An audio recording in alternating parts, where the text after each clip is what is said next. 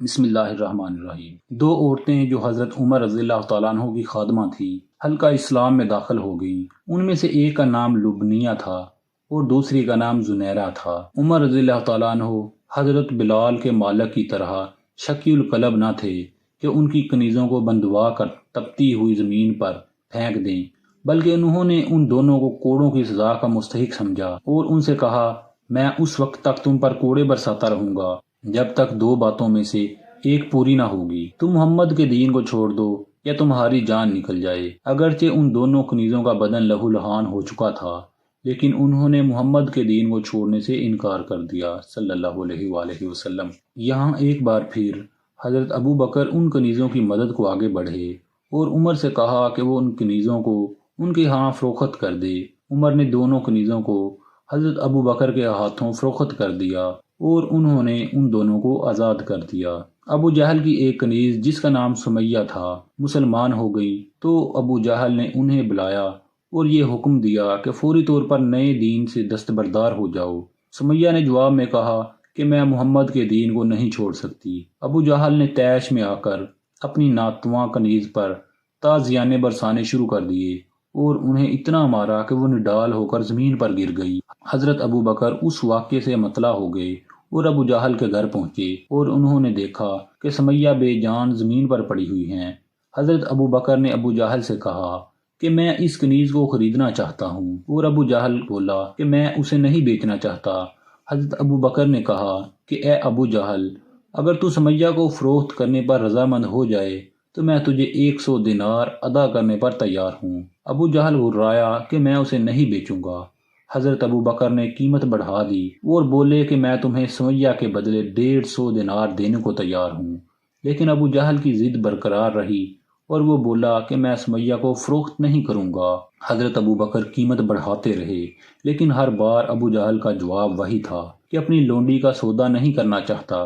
حضرت ابو بکر نے جو اپنی ساری دولت اسلام کی راہ پر خرچ کر چکے تھے، جب یہ دیکھا کہ ابو جہل کسی طور بھی سمیہ کو فروخت کرنے پر تیار نہیں، تو انہوں نے ایک نئی تجویز پیش کی اور ابو جہل سے کہا کہ اگر تو سمیہ کو میرے ہاتھوں فروخت کرنے پر راضی ہو جائے تو میں تجھے ابل قاضیہ دینے کو تیار ہوں۔ ابل قاضیہ بادیہ نشین عربوں کی مخصوص اصطلاح کا نام تھا۔ اس کا اطلاق دراصل ان اونٹوں پر ہوتا تھا جو کسی کے قتل کے بدلے میں اس کے لواحقین کو دیے جاتے تھے۔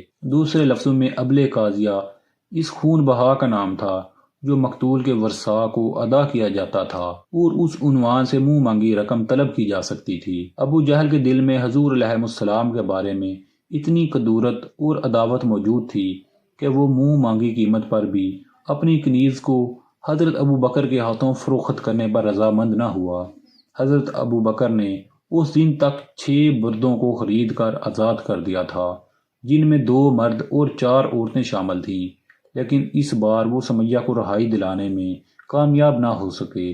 جب قریش کی عورتوں نے یہ سنا کہ سمیہ ہر روز ابو جہل کے گھر میں تازیانے کھاتی ہے لیکن اسلام کو چھوڑنے پر تیار نہیں، تو وہ ابو جہل کے پاس سفارش لے کر گئیں اور اس سے درخواست کی کہ وہ اس عورت کو تازیانے مارنا بند کر دے جس نے قریش کی بے شمار عورتوں کی مدد کی ہے، لیکن ابو جہل نے ان کی درخواست کو بھی ٹھکرا دیا۔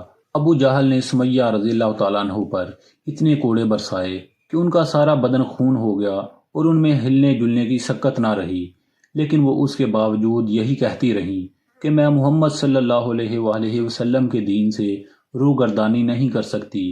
جب ابو جہل اپنی کنیز کے ایمان کو بدلنے میں ناکام ہو گیا تو اسے قتل کرنے کا فیصلہ کر لیا۔ ایک دن حضرت سمیہ کو خانہ کعبہ کے سامنے لا کر کھڑا کر دیا اور جب اہل مکہ وہاں جمع ہو گئے تو ابو جہل نے اتمام حجت کے طور پر حضرت سمیہ سے پوچھا کہ آیا تو اب بھی محمد کے دین کو چھوڑنے پر تیار نہیں؟ حضرت سمیہ نے جواب دیا، میں حضور علیہ السلام کے دین کو ہرگز نہیں چھوڑوں گی۔ ابو جہل نے جھلا کر کہا، پھر میں تجھے یہیں اور اسی وقت موت کے گھاٹ اتار دوں گا۔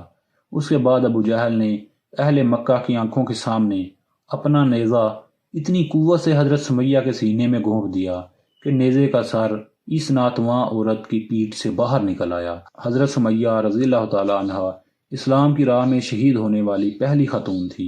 روایت ہے کہ جب حضور علیہ السلام حضرت سمیہ کی رہائی کے سلسلے میں حضرت ابو بکر کی جدوجہد سے آگاہ ہوئے تو انہوں نے ابو بکر کے حق میں دعا کی، خدا تیرے چہرے کی درخشندگی کو برقرار رکھے۔ سمیہ کے قتل کے بعد قریش کے سرکردہ لوگوں میں سے 4 افراد نے، جن میں ابو سفیان، ابو لہب اور اس کی بیوی ام جمیل بھی تھی شامل تھیں، یہ پابندی لگائی کہ مکہ کا رہنے والا کوئی شخص آج کے بعد اپنا کوئی غلام یا کنیز ابو بکر کے ہاتھوں فروخت نہیں کرے گا۔ وہ لوگ یہ جان چکے تھے کہ اسلام کو غریب طبقہ اور خاص طور پر غلاموں میں تیزی سے مقبولیت حاصل ہو رہی ہے، اور جو غلام بھی مسلمان ہو جاتا ہے ابو بکر اسے خرید کر آزاد کر دیتے ہیں۔ امید کرتا ہوں دوستو یہ سٹوری آپ کو پسند آئی ہوگی۔ اس طرح کی مزید سٹوریز کے لیے چینل کو سبسکرائب لازمی کر لیں تاکہ ہماری ہر ویڈیو آپ تک بر وقت پہنچتی رہے۔